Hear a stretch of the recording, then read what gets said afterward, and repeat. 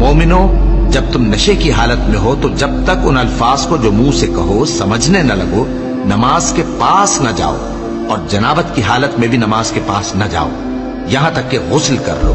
हाँ, अगर बहालत सफर रास्ते चले जा रहे हो और पानी न मिलने के सबब गुस्ल न कर सको तो तयम्मुम करके नमाज पढ़ लो, और अगर तुम बीमार हो या सफर में हो या कोई तुम में से बैतुल खला से होकर आया हो या तुमने औरतों से मुकारबत की हो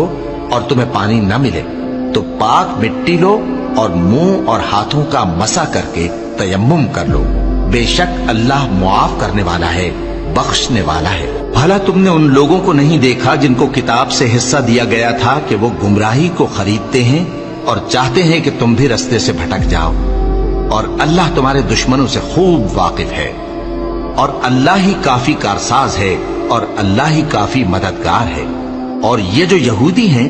इनमें कुछ लोग ऐसे भी हैं कि किताबुल्लाह के कलेमात को उनके मकामात से हटा देती हैं और कहते हैं कि हमने सुन लिया और नहीं माना, और कहते हैं सुनो न सुनवाए जाओ,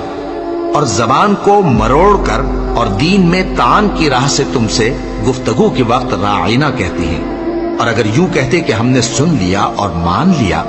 और सिर्फ इस माओ और राइना की जगह उन्जुर न कहते तो उनके हक में बेहतर होता और बात भी बहुत दुरुस्त होती। लेकिन अल्लाह ने उनके कुफ्र के सबब उन पर लानत कर रखी है, तो ये कुछ थोड़े ही ईमान लाती हैं। ऐ किताब वालों, कबल इसके कि हम कुछ चेहरों को मिटा दें और फिर उनकी पीठ की तरफ फेर दें या उन पर इस तरह लानत करें जिस तरह हफ्ते वालों पर लानत की थी, हमारी नाजिल फरमाई हुई किताब पर जो तुम्हारी किताब की भी तस्दीक करती है, ईमान ले आओ। और अल्लाह ने जो हुक्म फरमाया सो समझ लो कि हो चुका।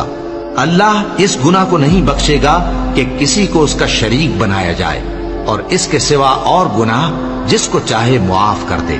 और जिसने अल्लाह का शरीक मुकर्रर किया उसने बड़ा बुहतान बांधा।